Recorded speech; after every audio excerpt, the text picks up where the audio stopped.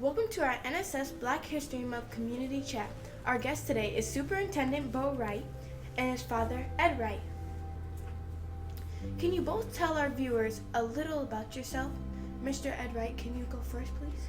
Yes, I am from Harrisburg, Pennsylvania. I came up here to be a teacher, and I was a Lock Haven University graduate. I taught here 6th grade, 5th grade, middle school, and I was assistant principal for the middle school and also assistant superintendent for curriculum and instruction. And what about you? Hi, everybody. So I actually grew up here. I have 2 sisters and 1 brother, and we all were graduates of Geneva High School. My wife also is a graduate from Geneva High. We have 2 children. I have 1 daughter that's 14, and then I have another daughter that is 18. So I currently serve as a superintendent of schools, but I also have served as assistant superintendent for curriculum and instruction. So my father and I held the same position at different points in time. Mr. Ed Wright, when you worked for the Geneva City School District, which job position was the most rewarding? You know what, I have to say, and this may sound crazy, I love teaching. I loved being with the kids. I loved getting to know parents. I loved to see them be successful as they went through the whole process of school, and I thought it was very rewarding. Much more than being assistant superintendent and principal. Okay, and what about you? So do you want me to answer just based on my positions here, or do you want me to look at all the positions that I've held? Because I also was a classroom teacher and a principal at a certain point. All the positions? I really enjoyed, I was a classroom teacher in Lyons, New York, and I also taught 6th grade. A lot of similarities actually between our career paths. I also went to Lock Haven University as well. So we did a lot of the same things, but I liked being in the classroom a lot. I was a principal in New York City in the Bronx, and that might have been my favorite position because I loved being in charge of a school, and I loved still maintaining that connection with kids and families. Although I still, I really enjoy being a superintendent too.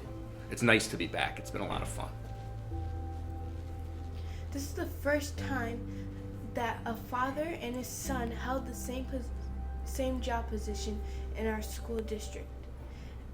Bo, what was your dad's reaction when you applied for the same superintendent's job?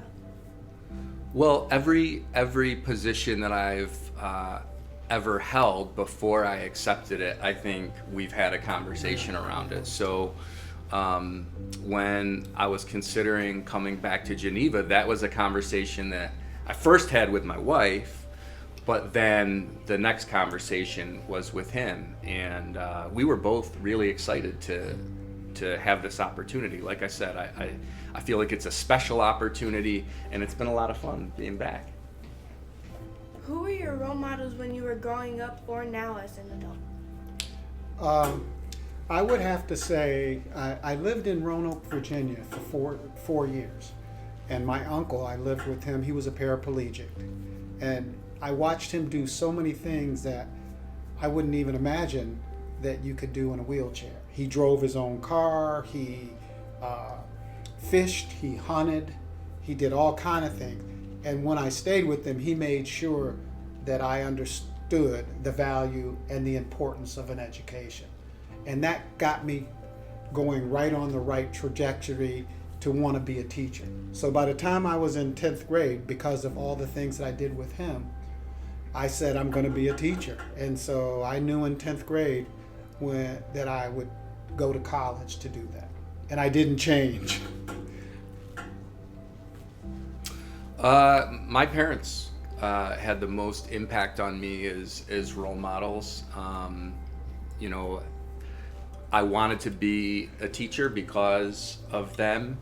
As people, I tried to model myself as they did in terms of being kind and caring and empathetic toward others, being helpful toward others. You know, they were the types of people that always wanted to do things for others, and as a child I saw that and wanted to do the same things. So they had the biggest impact on me growing up, for sure. If there was one thing you could change in the world, what would it be? You know, that's kind of a difficult question, but I think I would want to change the degree of poverty and need that we have in our country today. It impacts kids at school. It impacts education. It impacts what happens in other people's lives. I wish there was some way that we could come up with a solution and have jobs and opportunities for people to break the cycle of poverty. I think that's very well put, and I think as educators, that's something that we're always striving to support is opportunity for all students and all people. So that certainly is something that I would support too. But I also would say, if there's something that I could change in the world, it would be centered around world peace, because we are a world in conflict right now, and if we were able to reach peaceful solutions for some of these conflicts, I think the world would be a much better place. Do you think education was better in the past or now? I also do some coaching I coach administrators at East High School in Rochester for the University of Rochester. And I think it's much more difficult for students today. They seem to have much more stress than we had when I was teaching. And I think it's harder in some senses because their lives are harder. And so I would say education is more difficult today because with the things that kids bring to school. But we do our best to try to support them, and we have way more programs available to them than we had when we were teaching. So that's the way I kind of see the give and the take of all these things. Yeah, I would say in some ways it may have been better in the past, but I also think there are a lot of things that are much better in today's schools. Some of the opportunities that you all have, and some of the educational tools that you guys have related to technology. I think education in general, I think we have a much better awareness and much more of a focus on education being student-centered. So I think we do a better job now of giving you all what you need. You know, I mentioned technology. I think that technology presents a host of opportunities and access to the world. Those are things that we didn't have when I was in school, certainly when my dad was in cell school. Phones for sure.